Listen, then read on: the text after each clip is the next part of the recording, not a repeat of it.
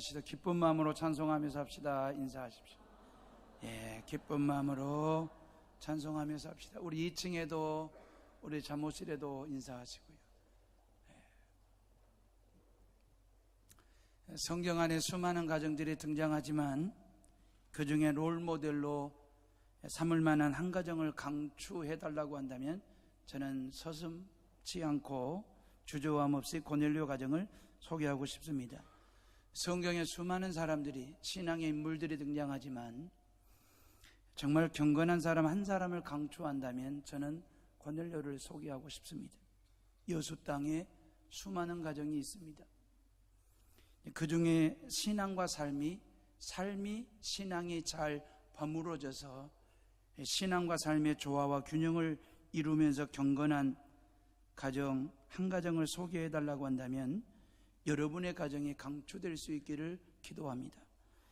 여수 땅에서 고넬료처럼 온 집안이 하나님을 경외하고 좌우로는 이웃을 구제하며 섬기며 나를 위해서는 늘 기도함으로 경건성을 견지하며 살아가는 한 사람을 여수 땅에서 꼽으라고 한다면 바로 당신이 곧 고넬료 같은 사람입니다 라고 그렇게 인정받고 칭찬받는 해오롬의 식구들 되시기를 주님의 이름으로 축원합니다.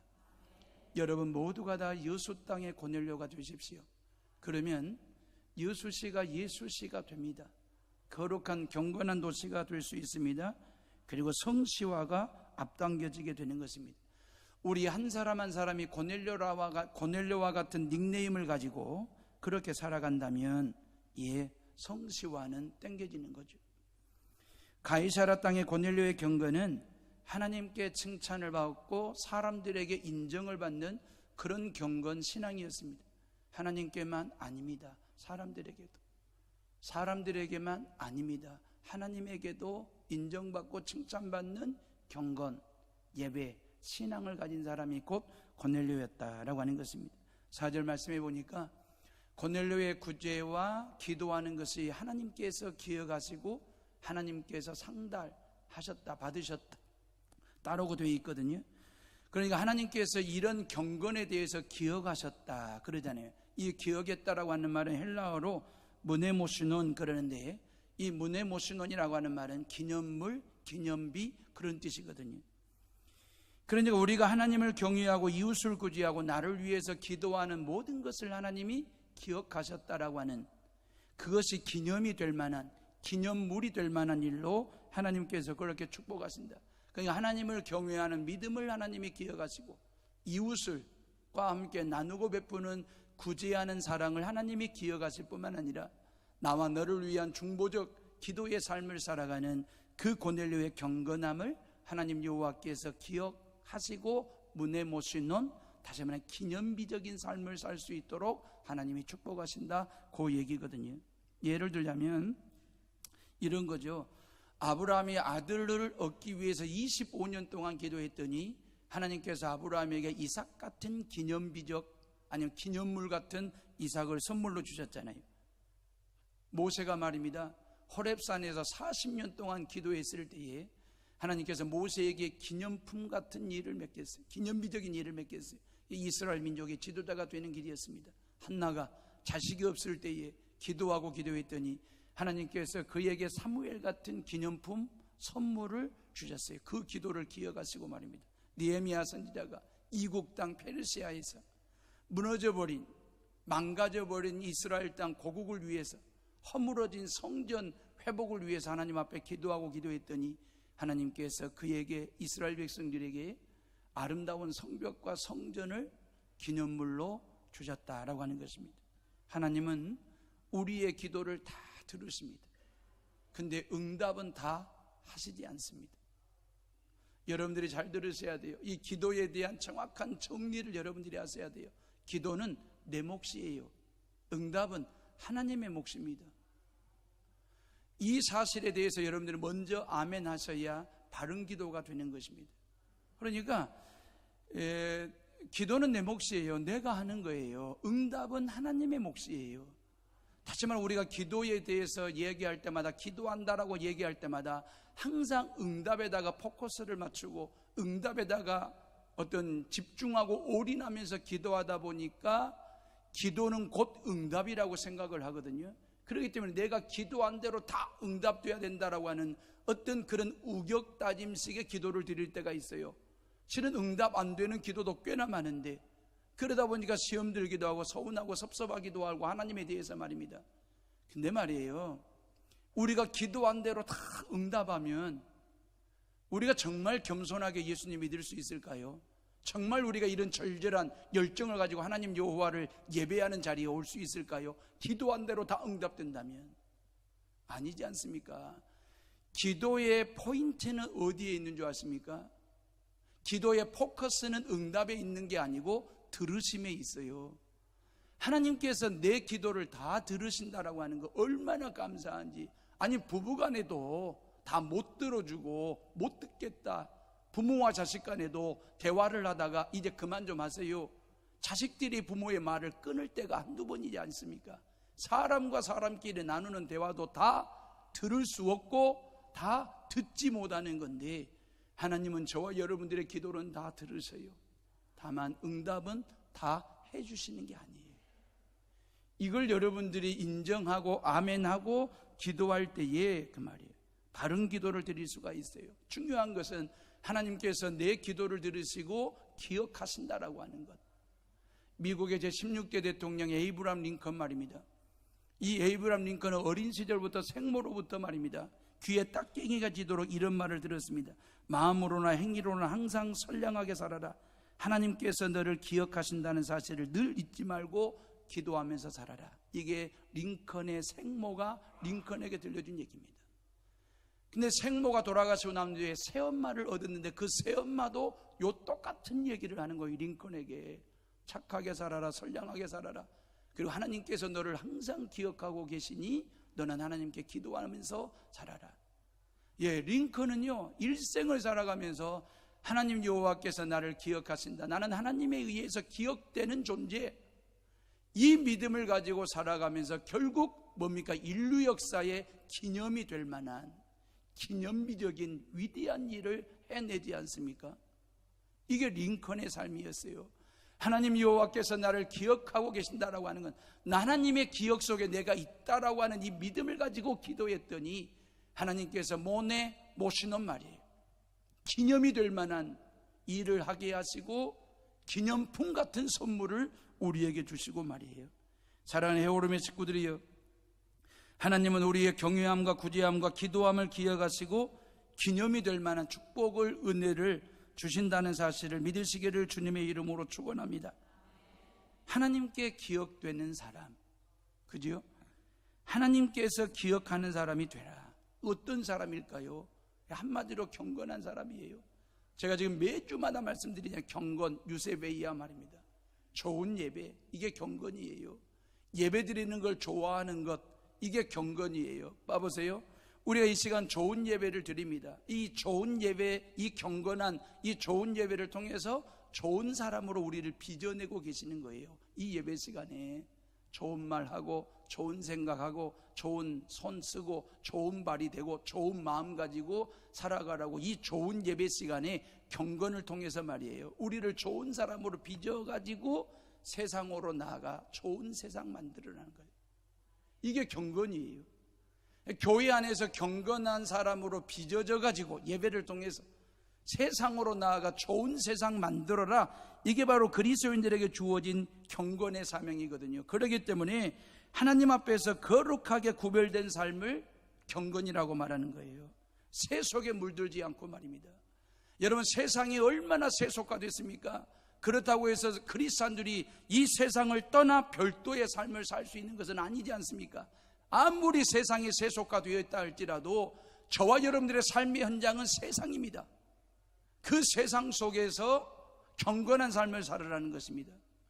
3%의 소금물이 바닷물을 깨끗하게 정결하게 합니다. 그리고 바닷속에 살아가는 모든 생명체로 하여금 살아갈 수 있도록 최적화를 만들어주는 것이 3%의 소금물입니다.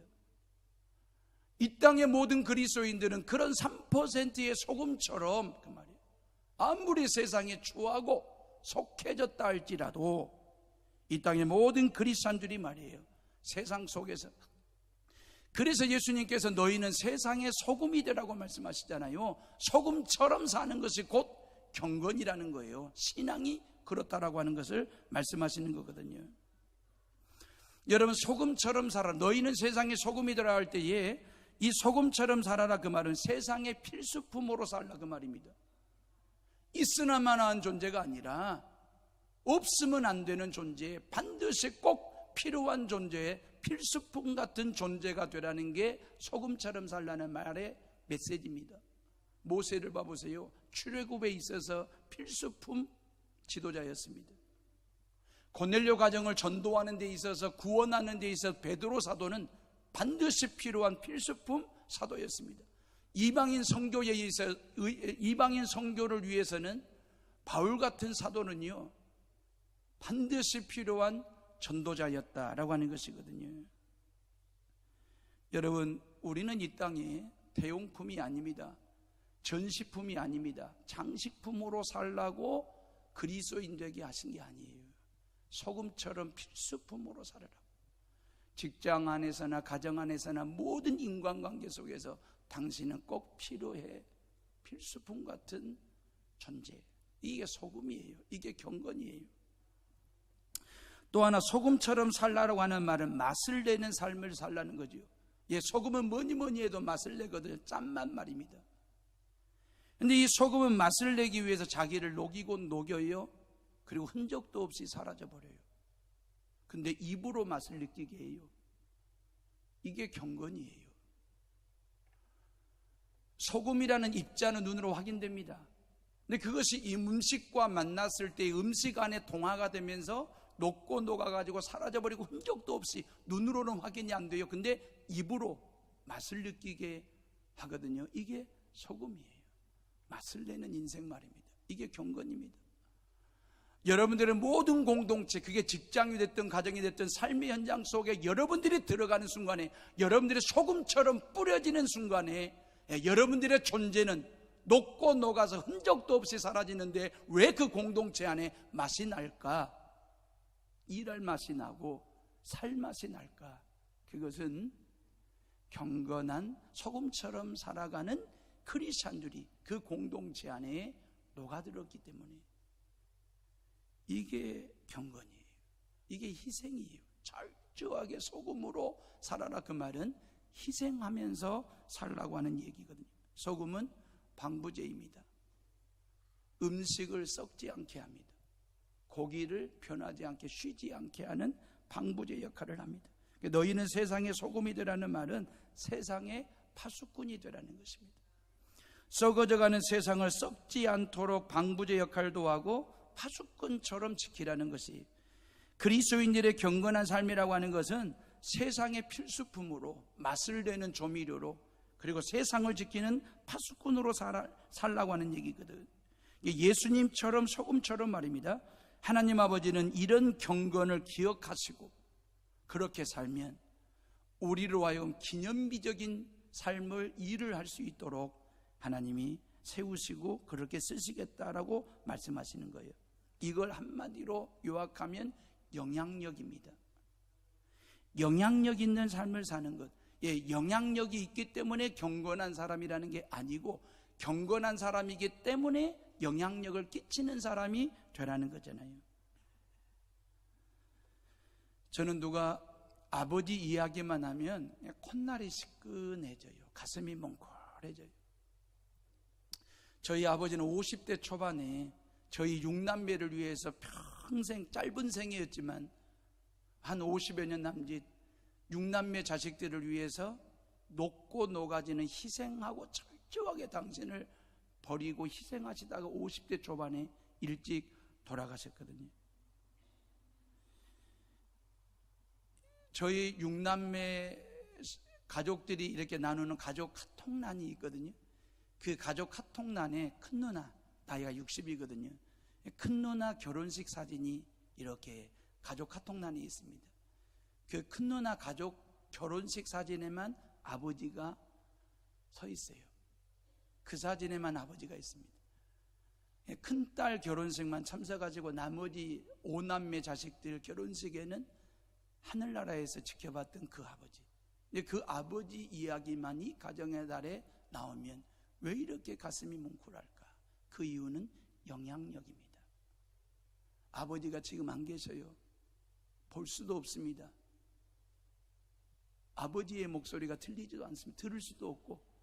근데 제 안에 그 아버지의 영향력이 있어서 지금도 아버지라는 말 한마디에 가슴이 뭉클해지는 이유, 그것은 영향력이에요. 흘러간다라고 하는 영어가 플루 그러거든요. 여기다 인을 붙이면 인플루 그러잖아요. 내 안에 흘러 들어오는 것. 그러면 인플루엔자 그러면 감기가 되는 거예요. 인플루엔자, 나쁜 세균이 내 안에 흘러 들어와서 감기가 걸린 거예요. 인플루엔자가 된 거예요.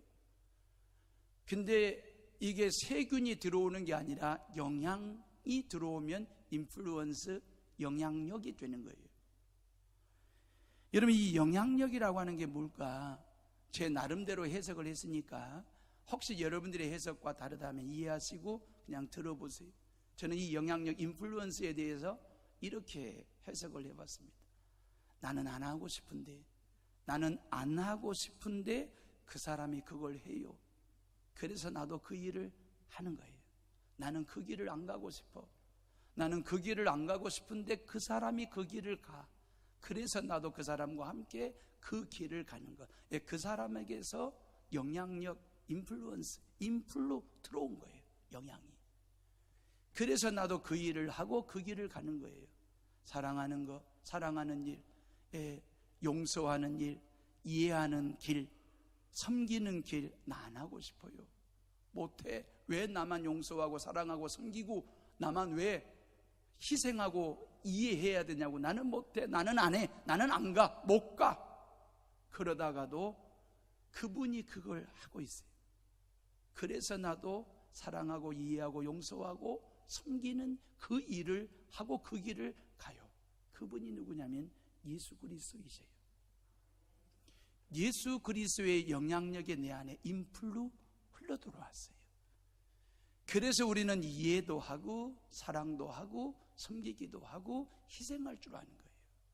이게 예수의 영향력이 우리에게 들어온 거예요. 그래서 예수님은 이런 영향력 있는 경건한 삶을 살라고 우리에게 삶의 두 가지 방식을 말씀해 주셨어요.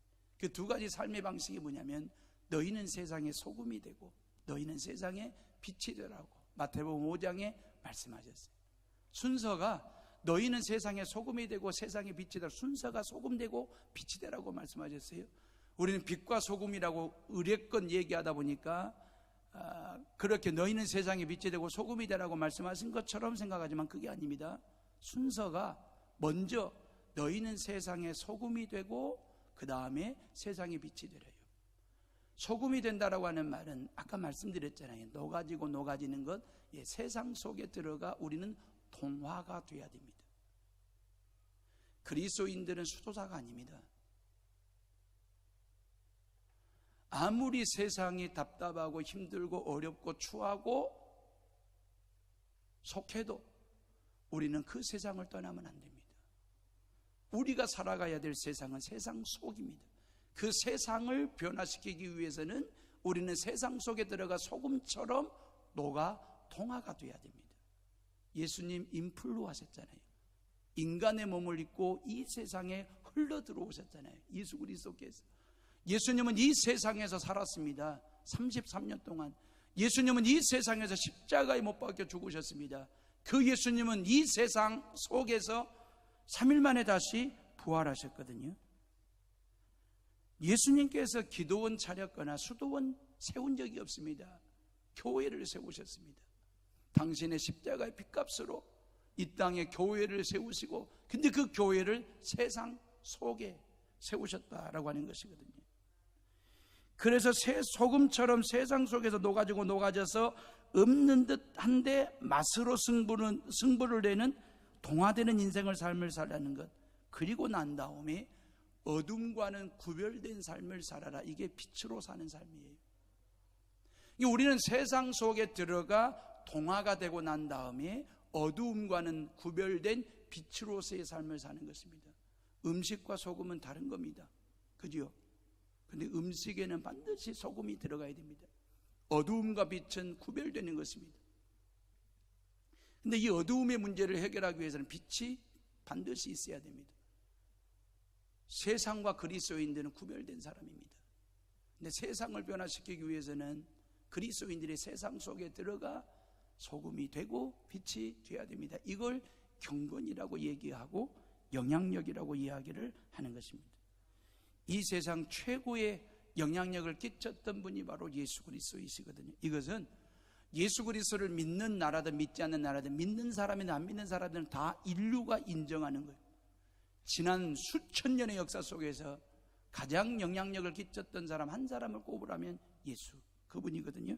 그래서 역사학자 필립 샤프라고 하는 사람이 예수님의 영향력에 대해서 이렇게 정리를 했습니다. 나사렛 예수는 돈도 군대도 없이 알렉산더, 카이사르, 마호멧, 나폴레옹보다 더 많은 사람을 정복했고 학술과 학문도 없이 모든 철학자와 학자가 남긴 빛보다 더 많은 빛을 남겼다. 예수는 학자의 웅변술도 없이 예전에 아무도 말하지 못했고 또 앞으로도 말하지 못할 생명의 말을 남겼고 웅변가나 시인이 도달할 수 없는 위대한 영향을 온 인류에 남겼다. 예수는 글 한 줄 쓰지 않았지만 고대와 현대의 위인을 다 합한 것보다 더 많은 펜을 움직였다. 그러나 가장 큰 것은 그의 십자가였다. 그의 모든 영향력의 비밀은 그가 십자가에 죽었다는 사실이다. 십자가에 죽고 희생함으로 그는 인류 역사에 불멸의 영향력을 남겼다. 그의 영향력은 지금까지 인류가 진군했던 모든 군대와 지금까지 세워진 모든 나라, 의회, 모든 왕을 합해도 그가 그의 거룩한 영향력을 따라가지는 못한다. 이게 필립 샤프가 내린 예수님의 영향력입니다. 한마디로 예수님은 소금처럼 자신을 죽이고 빛처럼 어두움을 비췄기 때문이라는 거죠. 인류가 기억하고 기념할 만한 십자가를 인류에게 선물로 주신 분, 그분이 바로 예수 그리스도이십니다. 자, 고넬료도 예수님만큼은 아니지만 소금처럼 빛처럼 산 경건한 사람이었습니다.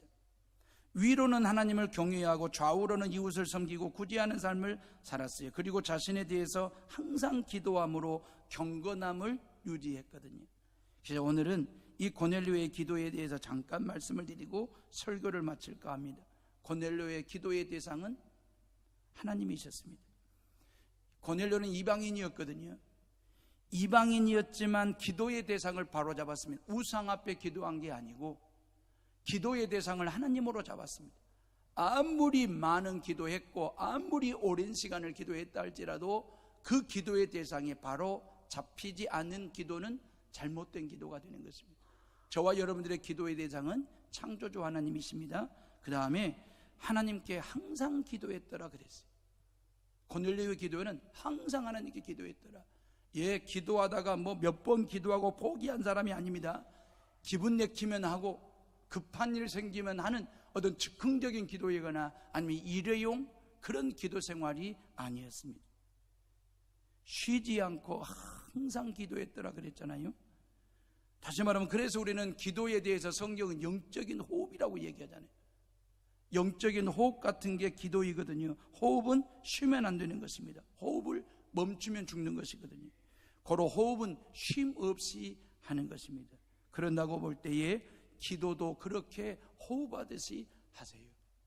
그냥 호흡을 멈춰 두었다가 꼭 참고 있다가 주일날 11시 예배가 딱 되면 그때 하고 그냥 그렇게 쉬어대는 호흡하는 그런 기도가 아니고 그냥 호흡을 몰아두고 아껴두었다가 모아두었다가 심야 기도해야 할 때 막 호흡하는 그런 기도가 아니고 여러분들의 일상생활 속에서 그냥 호흡하듯이 말이에요.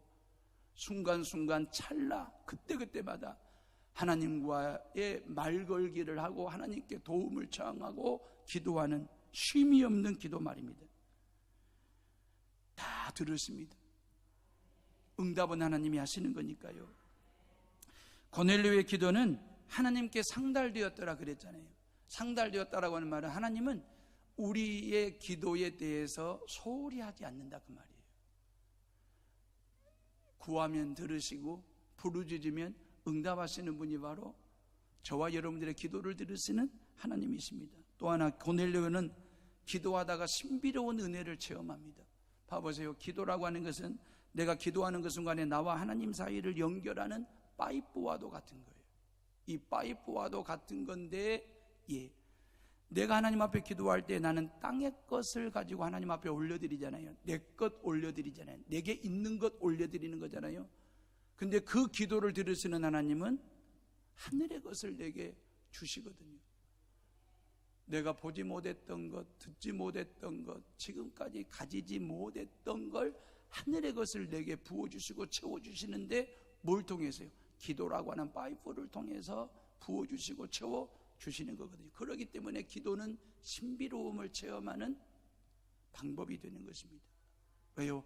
기도를 통해서 하나님의 것을 받고 하늘의 것을 받고 그동안 내가 보지도 못했던, 듣지도 못했던, 경험하지도 못했던 신비로운 세계를 기도를 통해서 경험하기 때문에. 또 하나 고넬료는 기도하다가 베드로를 만나는 큰 축복을 받았습니다. 사도를 만나는 것 말입니다. 목사를 만나는 것 말입니다. 경건한 그리스도인을 만나는 것이 축복 중에 축복임을 믿으시기를 주의 이름으로 축복합니다. 베드로 사도를 통해서 성령을 체험했고 베드로 사도를 통해서 말씀을 듣게 되었어요. 고넬료의 가정이. 헤오름의 식구들이요. 이 성전에서 임목사를 통해서 듣는, 우리 부교역자들을 통해서 듣는 말씀의 귀를 기울이십시오. 딴 데 가서 딴 사람에게 말씀을 들으려고 하지 말고 여러분들이 몸담고 신앙생활을 하는 이 성전에서 선포되는 말씀을 마음에 새기고 그 말씀을 붙들고 살아가시기를 바랍니다. 고넬료는 기도의 힘으로 모든 식구들이 예수 그리스도를 믿고 구원받는 은혜를 체험했어요. 고넬료는 기도하다가 하나님의 천사를 만나잖아요. 하나님의 천사가 뭐라고 응답합니까? 요바에 있는 베드로 사도를 청하여 말씀을 들으라고, 예배를 드리라고 이야기를 합니다. 그 사람을 보내가 요바에 있는 베드로를 초청하여 지금 이 고넬료의 가정에서 모든 식구들이 그 베드로 사도를 통하여 하나님의 말씀을 듣고, 그 말이에요, 모든 식구들이 다 세례를 받는 그런 은혜를 받았다라고 성경은 말씀하시잖아요. 부모님만 믿고 자식들이 안 믿을 수도 있잖아요. 주인만 믿고 하인들은 안 믿을 수 있잖아요. 지휘관만 믿고 부하들은 안 믿을 수도 있잖아요. 그런데 고넬료의 가정의 온 식구들이 다 말씀을 듣고 다 세례를 받고 다 구원을 받았다라고 얘기했습니다. 제가 조금 전에 영향력에 대해서 뭐라고 설명을 했습니까? 나는 안 하고 싶은데 그 사람이 하니까 나도 그걸 하는 걸 영향력이라고 얘기했잖아요. 다시 말하면 고넬료의 자녀들이 나는 말씀 듣기도 싫고 세례 받는 것도 예수 믿는 것도 다 싫은데 우리 어머니 아버지가 말씀 듣는 것과 세례 받는 것과 구원 받는 걸 사모하고 그 진지하게 그 예배의 자리에 참여한 것을 보고 자녀들에게 말이에요, 인플루언스가 되는 거죠. 영향력이 가는 거죠. 그 부모님, 우리 어머니 아버지가 믿는 그 예수라면 나도 그렇게 되는 거잖아요. 주인 고넬료가 말입니다. 하인들은 안 하고 싶을 수 있잖아요. 내가 왜 그 예배의 자리에 가야 돼? 내가 왜 말씀을 드려야 돼? 내가 왜 세례를 받아야 돼? 나는 안 해, 못해, 안 가. 그럴 수도 있잖아요. 근데 경건한 주인된 고넬료를 통해서 그 하인들이 말이에요, 부하들도 마찬가지잖아요. 지휘관 대신 고넬료의 선한 영향력을 통해서 그 지휘관 대신 고넬료가 있는 자리라면 나도 있고 싶고 그분이 믿는 예수라면 나도 믿고 싶다라고 하는 이 인플루 말입니다. 흘러들어가는 영향력이 있었다라고 하는 이것이 바로 기념비적인 삶을 살아가는 경건이에요. 남녀가 결혼하면 신혼 때 알콩달콩 참 재밌게 즐겁게 살아요. 그래서 우리는 그걸 인꼬부부라고 얘기해요. 정말 재밌게 다정다감하게 살아가는 모습을 보면서 참 인꼬부부 같다, 부러워라 하는 거예요. 그러다가 이제 신혼의 단꿈이 깨지잖아요. 서로가 서로를 알아가게 되잖아요. 그러면서 이런저런 여러 가지 사소한 것부터 충돌이 생기고 갈등이 생기고 다툼이 생기면서 뭐가 됩니까? 안고 부부가 되는 거예요. 인고 부부가 안고 부부가 되는 거예요. 글자 그대로 겉은 하얀색, 그럴싸해, 보기 좋아. 근데 그 속은 팥처럼 시커멓게 타들어가는 거예요. 이게 이제 안고 부부예요. 이 단계에 계신 분들이 웃는 거예요, 지금. 그러면서 이제 이런 시간들이 오래 가고 또 오래 가다 보면 속이 팥처럼 시커멓게 타들어가고, 그러다 보면 부부관계를 지탱할 만한 에너지가 몽땅 바닥이 나요. 소진이 돼요. 앵꼬 부부가 되는 거예요. 앵꼬. 이게 이제 인꼬 부부에서 안꼬 부부로 갔다가 안꼬 부부가 이제 앵꼬 부부가 되는 거예요. 더 이상 살아갈 힘의 여력이 소진이 다 되어버려가지고 앵꼬 부부가 되는 것입니다. 여러분들은 지금 어떤 상태이십니까? 고개를 드세요.